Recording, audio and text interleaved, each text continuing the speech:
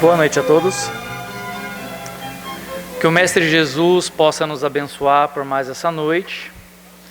O Evangelho de hoje é o capítulo 4. Ninguém poderá ver o reino de Deus se não nascer de novo. Então é um capítulo relacionado à reencarnação, onde muitos religiosos debatem a questão de interpretação, que alguns acreditam em ressurreição. E nós, espíritas, conseguimos buscar na palavra do Mestre Jesus, nas passagens evangélicas, e conseguimos interpretar ali a ideia da reencarnação. Algumas pessoas questionam que a reencarnação é proibida, é combatida na Bíblia. A palavra reencarnação é um neologismo criado por Allan Kardec. Então, a partir de 1857, a palavra reencarnação surgiu. Então, a ideia de voltar à vida em outro corpo, essa ideia é antiquíssima.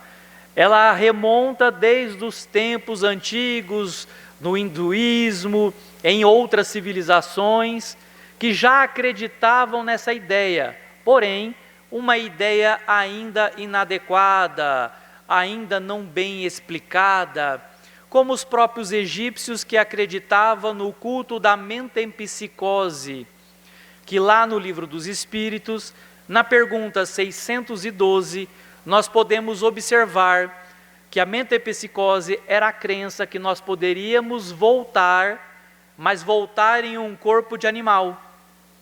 Então nós poderíamos reencarnar como um cachorro, como um lobo, e essa ideia é muitas vezes ainda embrionária, que nós podemos retornar, mas a gente não pode retrogar. Da mesma forma que um rio não volta as suas águas à sua nascente, nós também não retrogamos enquanto espíritos. Não poderíamos nós, já espíritos inteligentes, regressar ainda a um corpo de um animal que tem um espírito, porém um espírito ainda incompleto. Não poderíamos voltar a animar a um ser que ainda está em desenvolvimento, enquanto nós outros já nos encontramos desenvolvidos. Então essa ideia ainda veio engatinhando, a ideia muitas vezes não compreendida, que nas passagens do Evangelho, o próprio Jesus fala a todos nós, que ainda nós não estávamos preparados para ouvir algumas coisas, e Ele enviaria um outro Consolador prometido, para que ficasse conosco eternamente, para nos trazer as orientações necessárias que, naquela época, não tinha como estar explicando. Hoje, através da ciência, nós podemos observar que a reencarnação ou a encarnação de uma pessoa, ela é feita por uma gota d'água. Depois nós vivemos, quando o feto está desenvolvido, nós vivemos no líquido amniótico, dentro de uma bolsa d'água. Por que eu falo isso?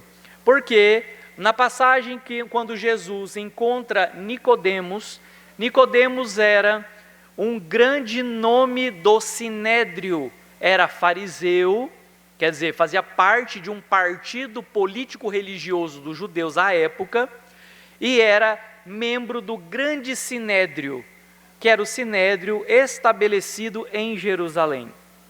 Então Nicodemos, vendo e ouvindo falar das maravilhas que Jesus estava fazendo, procura Jesus em particular para poder conversar. E Jesus então fala a ele que ninguém veria o reino dos céus se não nascer de novo.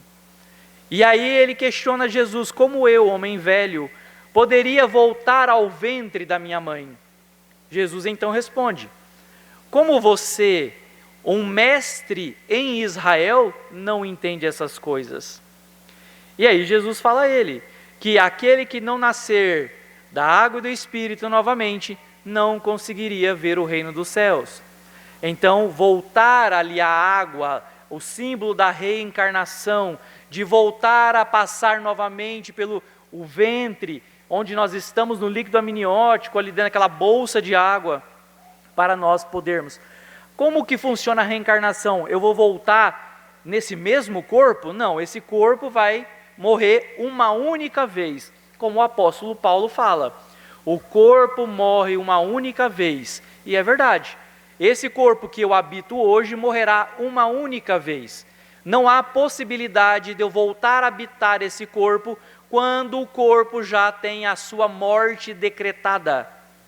Mas aí as pessoas muitas vezes questionam, mas Jesus ressuscitou Lázaro.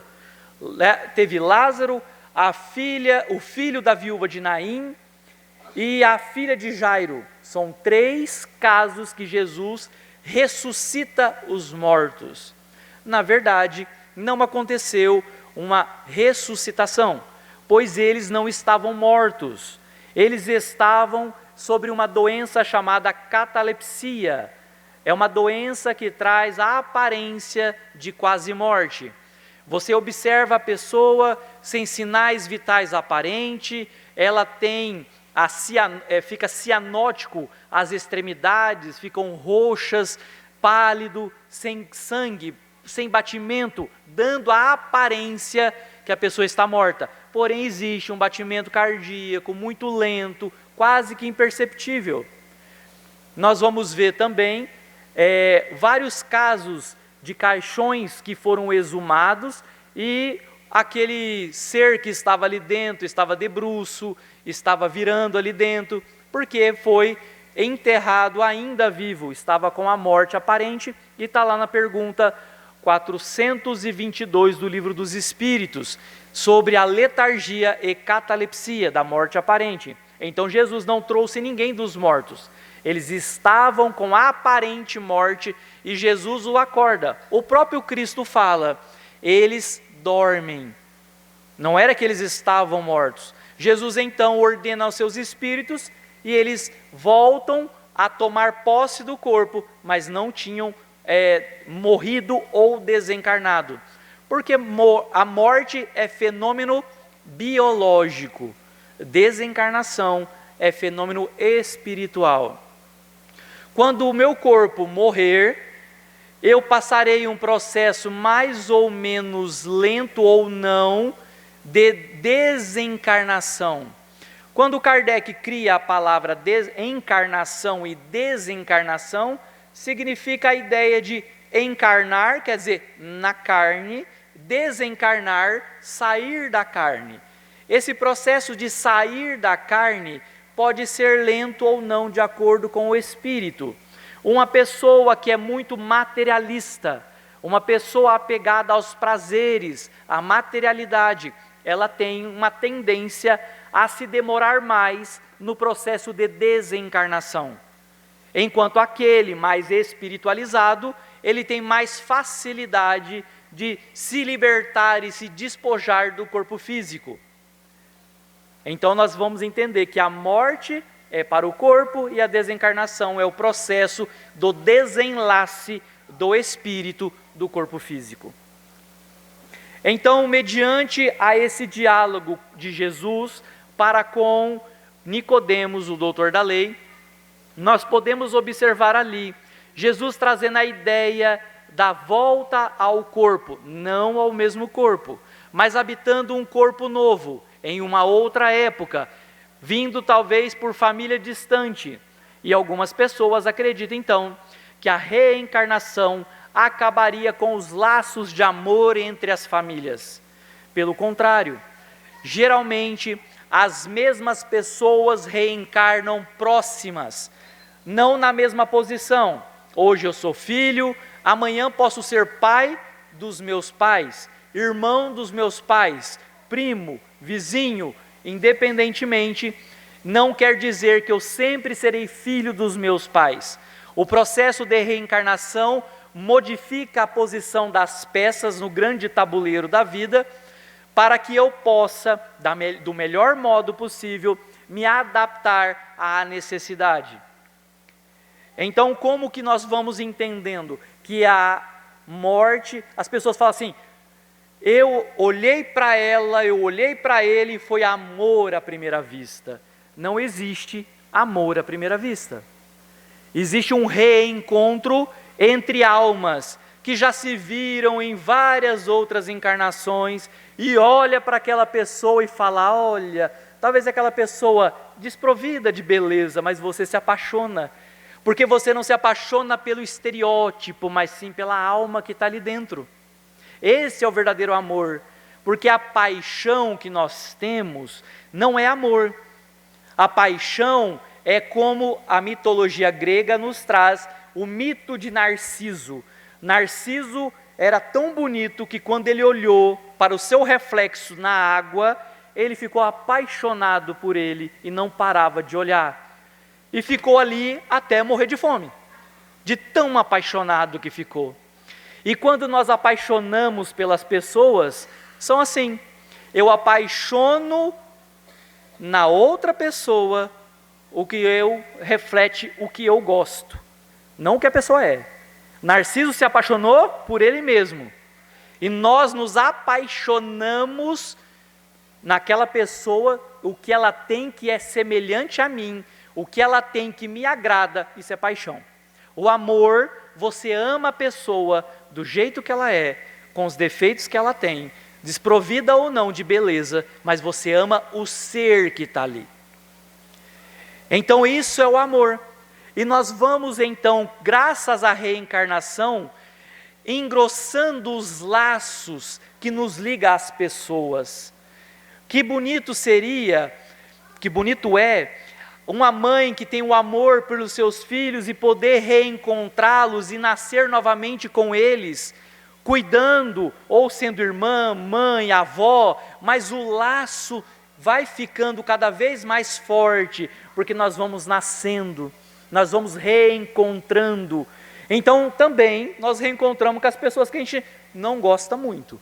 Você olha para aquela pessoa e fala, meu santo não foi com o dela.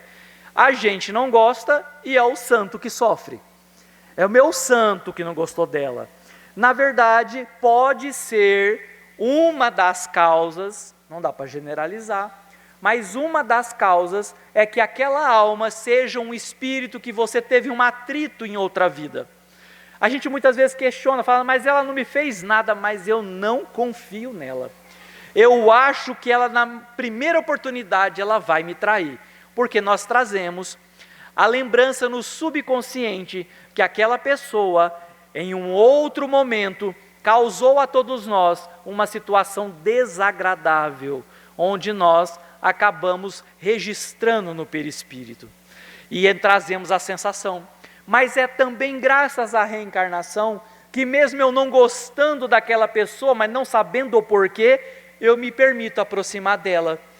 E a proximidade, muitas vezes a pessoa dentro da família ou no círculo de amizade, nós vamos aproximando um dos outros e vai se rompendo os ódios do passado.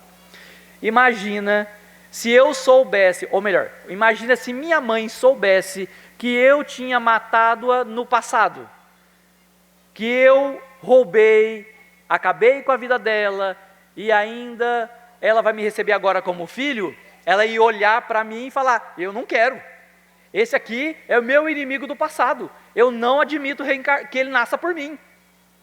E voltava o ódio, e o ódio permaneceria conosco eternamente. Por isso, a necessidade do véu do esquecimento, que nós reencarnamos com as sensações e percepções, mas não sabemos o que aconteceu. Olha, eu gosto tanto de fulana e não gosto do ciclano, mas não sei o porquê.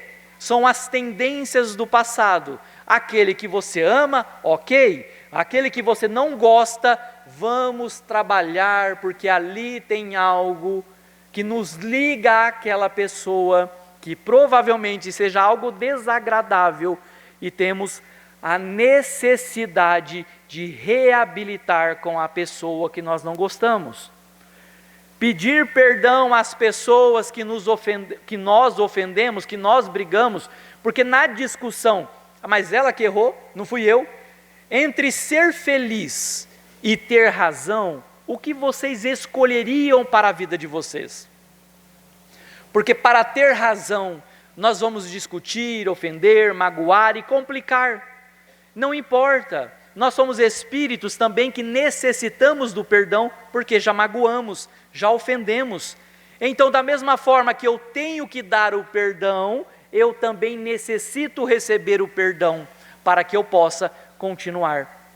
Então, a reencarnação é o único motivo que nós temos para acreditar em um Deus bom, um Deus justo, um Deus sábio. Como que Deus, sendo bom e sábio, Ele poderia deixar crianças que nascem com deficiências físicas, sendo que outras nascem na mais perfeita saúde? Ah, mas foi o pai quem pecou? Não existe a herança de débitos, porque hoje a legislação brasileira, por mais errada que seja e humana, se eu for no banco e contrair uma dívida, eu tenho que ressarcir, não serão os meus descendentes. Se eu mato alguém, não serão os meus descendentes que terão que pagar diante da lei, mas sim eu que cometi o crime. E porque na lei divina, que Deus é muito mais inteligente que nós, apesar de algumas pessoas acharem o contrário, que tem gente que acha que tem uma inteligência suprema, mas não temos. Deus tem uma inteligência que Ele não poderia criar mecanismos de falha. Então, se eu cometo um delito, os meus descendentes não vão pagar por isso. Então, se os meus filhos têm o mesmo problema que eu tenho, é porque nós juntos, no passado, cometemos atos equivocados. E hoje, nascemos juntos para resgatar. Mas então, por que as crianças nascem com deficiências? Porque crianças nascem na África passando fome, morrendo de fome, na verdade, enquanto as nossas crianças no Brasil estão com problema de hipernutrição. Várias crianças com obesidade, acima do peso, comendo em excesso. Por que as nossas crianças podem ter alimento e as crianças na África não? Ou Deus é pai só dos brasileiros, dos europeus e dos africanos não são? Porque ali, na condição de povos africanos que estão hoje, estão reencarnados, nobres, políticos, empresários, reis do passado, pessoas que abusaram da sua condição de dinheiro, e a própria consciência de culpa dos abusos que cometeram, os obrigam a reencarnar em condições que passarão necessidades, para que a dor e o sofrimento dê a oportunidade para que quando eles renasçam e tenham condições financeiras, não vão mais cair nos débitos que caíram no passado. Imagina quantos capitalistas que acabam destruindo famílias e vidas pela necessidade do poder e do acúmulo da riqueza. Imagina quantas pessoas, e o que eles fazem com o dinheiro? Parece que o dinheiro é maldito, é algo errado? Não, nós podemos trabalhar e ter milhões, porém, o dinheiro é um talento que Deus nos deu, para que pudéssemos reverter aos nossos irmãos em necessidade. Também auxiliar as pessoas, não simplesmente para o meu prazer pessoal, mas também para o auxílio aos necessitados. Se eu não uso bem o meu talento, eu vou nascer sem ele nas próximas vidas, para que eu possa ressarcir. Eu já contei aqui, mas vamos tornar de novo. Existia um senhor que morava ali na cidade de Uberaba, espírita, e tinha um mendigo que sempre dormia na porta da casa dele. Não tinha jeito, ele chegava e deitava na porta e ficava ali. E ele era espírita, conhecia o Chico, e ele tentava, ligava para a prefeitura, o serviço social chegava, levava ele para um abrigo, ele voltava e deitava ali no mesmo lugar. Ele falou, não, isso aqui está errado, deve ser algum obsessor que está fazendo mal a esse irmão para ele ficar nessa condição de miséria. Porque a família desse homem era rica, mas ele vivia nas ruas. Aí foi conversar com o Chico. Chico, tem um senhor na condição de morador de rua, em situação de rua, e ele dorme na rua. Ele tem condição, a família é rica, mas ele teima em ficar na minha casa, na frente da minha casa.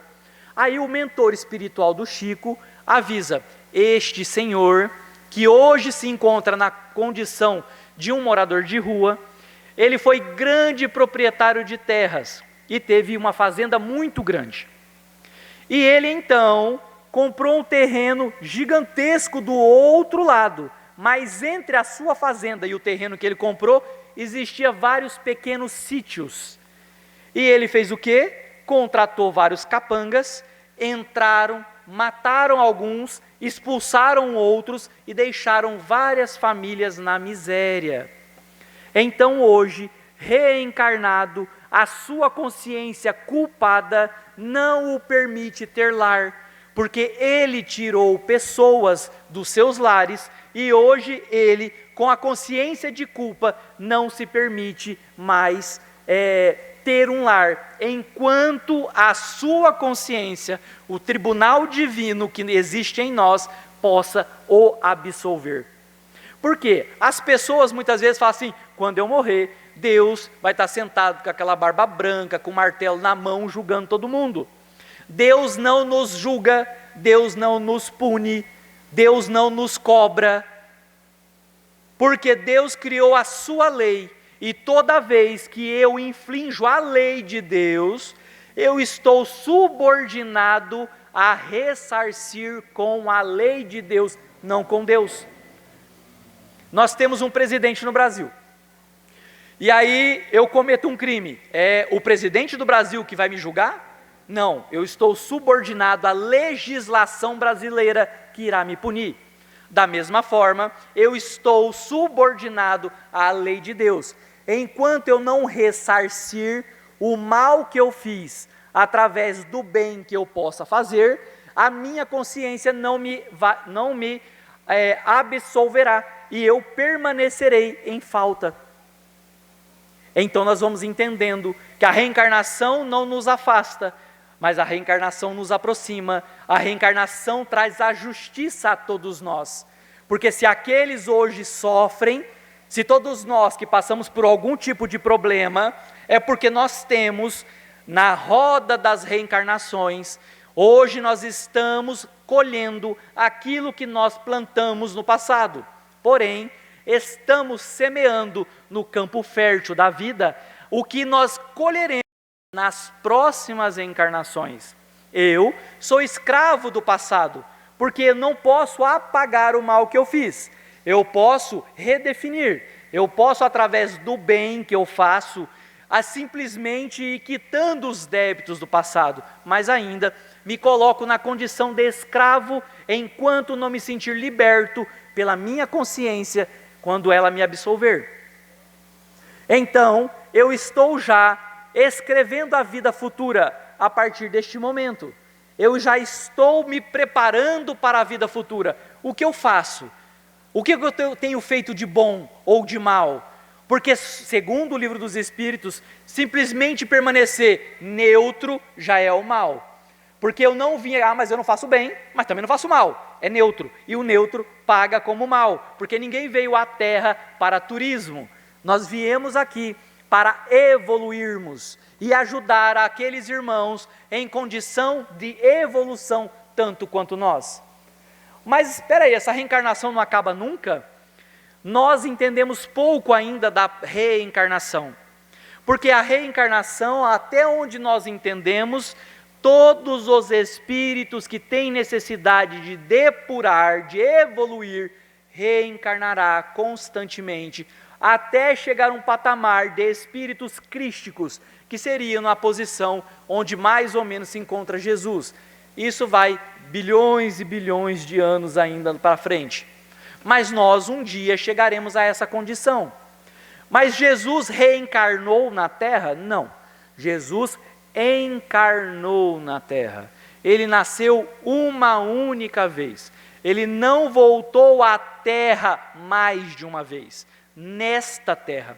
Mas Jesus nasceu puro? Não, Jesus não nasceu puro.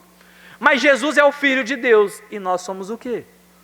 Por que que Jesus teve o mérito de nascer puro e nós aqui tudo ralando, tentando melhorar, vai correndo e tenta perdoar daqui, sofre dali para evoluir, e Jesus nasceu puro? Que mérito ele teria se ele não passou pelas escolas que nós estamos passando, pelas nossas dificuldades? Jesus é um espírito criado há muito mais tempo que nós, passou por todos os processos evolutivos de reencarnações que nós estamos passando hoje, mas em outro planeta, em outros lugares. Ele vem como professor para nos auxiliar. Imagina uma sala de aula lotada de crianças da primeira série, e você fala para essas crianças: não tem professor, estudem sozinhos. Essas crianças vão se alfabetizar? Não. Precisa de alguém mais velho, estudado, vivido, experiente, um professor, para que venha ali desenvolver aquelas consciências. Jesus é esse professor, que nós estamos aqui na primeira série, tentando aprender, ele vem até nós como um mestre formado, PhD, e desce até nós para nos ensinar, para nos auxiliar a dilatar a nossa compreensão, a nossa consciência na evolução. Nós vamos ver no Evangelho, se eu não me engano de Mateus, o cego de Sileó. O cego de Sileó é o cego de nascença. Jesus está passando com seus apóstolos e vê um homem cego de nascença. O apóstolo então pergunta a Jesus: mestre, quem foi que pecou para ele nascer cego? Foi ele ou foi os pais deles? Olha a pergunta dos apóstolos. É cego de nascença. E aí o apóstolo pergunta: quem foi que pecou? Foi ele? Mas se é cego de nascença, pecou aonde? No ventre da mãe? Será que dá para pecar no ventre da mãe? Então ele já deixa bem claramente que tem uma vida anterior, algo anterior para que ele pudesse pecar, para nascer cego. E Jesus fala que ele não nasceu cego de nascença, não era por erro dele, nem por erro da família, mas para graça, porque era um espírito provavelmente voluntário, que teria vindo ali para ser curado por Jesus. Então nós estamos vendo que a pergunta do apóstolo revela a ideia reencarnacionista àquela época. Como também nós vamos ver que, segundo a tradição, Elias, o profeta Elias, teria que regressar antes para que o Messias voltasse. E aí questionam: mas Elias não teria que vir? Jesus fala: Elias voltou, mas vocês não o reconheceram. Era o próprio João Batista, porque na profecia antiga, Elias viria anunciar a chegada do Messias. E Elias veio, porque foi o João Batista que veio proclamar a chegada do Messias, que era Jesus. E tinha uma semelhança muito característica entre João Batista e Elias. Ambos se vestiam com couro de animal, amarrado com a corda na cintura. Se alimentavam também de mel, de frutas, porque aí tem um questionamento, que as pessoas falam que João Batista comia gafanhoto. Mas a palavra hebraica para gafanhoto e para alfarroba, que é uma fruta, é muito próxima. Então alguns estudiosos acreditam que a tradução foi errada. Então Elias se alimentava possivelmente de mel e de frutas silvestres, não de gafanhoto. Porque já viu gafanhoto? Não tem nem proteína para a gente se alimentar, quer dizer, ele ia ter que comer um caminhão de gafanhoto por dia, provavelmente. E mesmo assim passaria fome. Então, provavelmente, um erro de tradução nos trouxe essa ideia. Então, nós temos ali mais uma passagem, quer dizer, Elias teria que voltar para anunciar. Voltaria como? E voltou com as mesmas características do profeta do Velho Testamento, enérgico, de palavra firme, um homem que vivia muitas vezes não perto da sociedade à época, vivia pregando à margem do Jordão. Então nós temos isso. Nós vamos ver que Jesus, quando ele vai também a Cesareia de Filipe, e Jesus pergunta: quem dizem os homens que é sobre o Filho do Homem? O que eles estavam falando de Jesus? Aí um responde: alguns dizem que o Senhor é Elias, outros Jeremias, ou algum dos apóstolos ou algum dos profetas que regressou. Mas regressou como? Como que Jesus poderia ser Elias, Jeremias? Como que ele poderia ser, ou algum dos profetas que regressou? Regressou como se eles estavam mortos? Então a ideia também da reencarnação. Aí nós vamos ver também o tetrarca Herodes, filho do Herodes o Grande, ele manda matar João Batista, decapitado. E quando ele vê falar de Jesus, ele fica com medo, achando que Jesus era João Batista que voltou. Mas como que João Batista teria voltado, se o corpo era diferente, se a fisionomia era diferente, dando a ideia imprecisa de uma reencarnação. Aí se você for conversar com irmãos de outras religiões, eles vão falar, não, é o batismo, não é isso, e nós não vamos discutir com eles. Eles têm todo o direito de interpretar à sua maneira, como nós também gostamos de ser respeitados pela nossa interpretação. O que nos liga é o Cristo. Se existe para eles reencarnação ou não, é importante que a gente viva o ensinamento do Cristo, de amor e de caridade, de perdão para com todos. E aí quando a gente desencarnar, a gente vê quem está certo. Porque quando chegar da banda de lá, nós vamos descobrir, estou certo, estou errado, existe reencarnação, não existe. Lá a gente discute, aqui a gente não discute.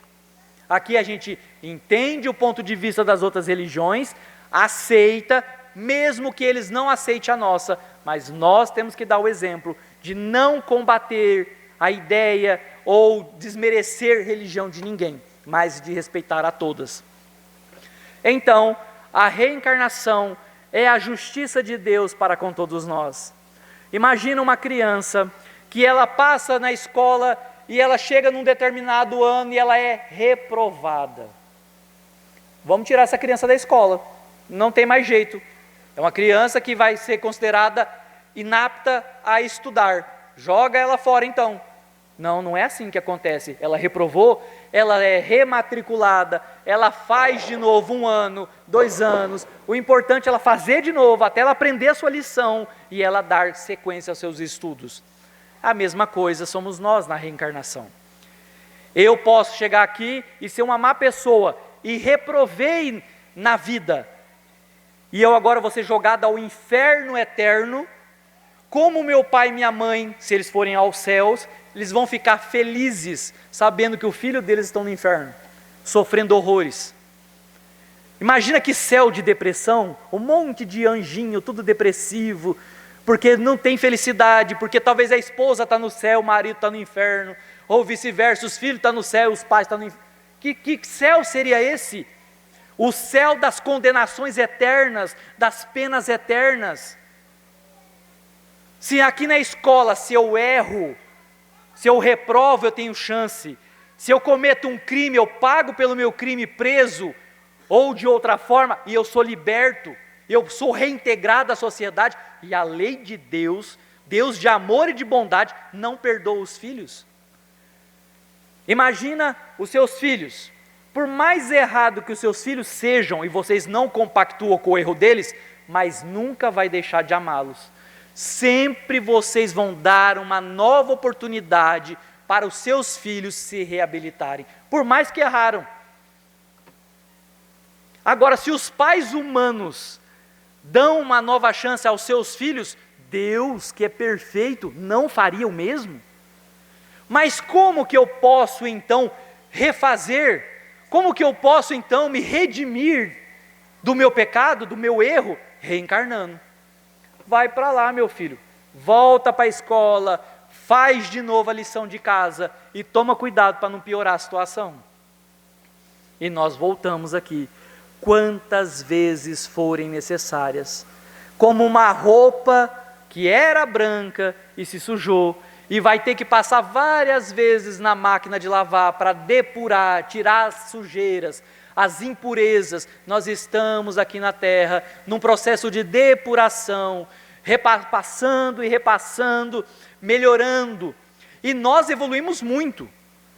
Ainda estamos muito atrasados comparando aos espíritos evoluídos, mas comparando a idade das trevas, a idade medieval, nós evoluímos muito, porque antigamente nós matávamos, aí nós evoluímos bastante, e começamos a mandar matar, aí evoluímos bastante, a gente já não matava mais, mas só dava uma surra. Aí evoluímos bastante, já paramos de dar surra, agora a gente só briga de língua. Um ofende de lá, o outro ofende de cá, e a gente está continuando ainda na guerra. Evoluímos bastante, a gente já não fala mais, só pensa, tomara que morra, tomara que caia. E quando nós evoluirmos o necessário, nem em pensamento vamos desejar o mal ao nosso semelhante. Aí nós estaremos entrando nas fileiras da evolução. Mas, se falar para nós, quanto tempo eu vou reencarnar? Depende de cada um. Tem aqueles mais aplicados, mais obedientes à lei de Deus, eles conseguem evoluir mais rápido. Existe aqueles que são teimosos, está falando, não faz isso, a gente vai lá põe a mão só para ver se é verdade. A espiritualidade fala assim, a gente quer muito receber conselho da espiritualidade, né? Todo mundo, mas eu queria tanto que a espiritualidade me desse um conselho. A gente quer que os espíritos nos dê o conselho que eu quero. Quando ele me dá, olha, eu quero viajar, quero ir numa festa, a espiritualidade fala assim, olha, que a espiritualidade não é para isso, tá? Só estou dando um exemplo. Eu quero fazer tal coisa, a espiritualidade fala, não faz não, porque talvez não vai ser bom para você. Aí você fica emburrado, porque você quer fazer e vai fazer. Então muitas vezes a gente queria ter um guia como Emmanuel, que chegava junto do Chico e não deixava o Chico fazer. Todo mundo queria ter, mas ninguém queria obedecer. Porque o Emmanuel falou coisas e foi extremamente rígido ao Chico e pediu 3 coisinhas para o Chico. Disciplina, disciplina, disciplina. Será que nós temos essa consciência de ter disciplina na condição que Jesus nos pediu? O Chico se esforçou. Porque a gente quer ter um mentor espiritual que nos elogie. Como você fez uma palestra boa, e eu saio daqui todo, nem pisando no chão. Mas se vem e fala assim, estuda mais, porque olha, precisa melhorar. Eu já fico emburrado com o meu mentor espiritual. Porque a gente só quer escutar o que nos agrada. Nós não estamos ainda prontos para escutar o que é necessário. Nós queremos aquilo que nos agrada. Que as pessoas concordem conosco, mas a espiritualidade fala o que é necessário, a gente gostando ou não. Porque é necessário para a nossa evolução. Então, hoje nós podemos estudar um pouquinho, aprender um pouquinho juntos sobre a reencarnação, a sua necessidade, a sua beleza, a sabedoria de Deus em ação é a reencarnação.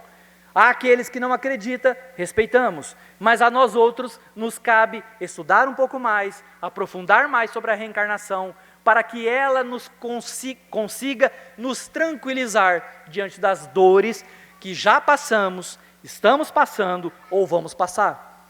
Porque essas dores que acontecem no nosso caminho, se não for por erros de hoje, com certeza são os erros de vidas passadas que nós equivocadamente fizemos e hoje estamos na colheita obrigatória diante da legislação de Deus. E que o Mestre Jesus esteja junto conosco, em nossos corações, a nos iluminar. E que as palavras do Evangelho do nosso divino amigo esteja em nossos corações, na nossa mente, para que nos auxilie a errar menos a cada dia. E que Jesus nos abençoe hoje, agora e sempre, que assim seja.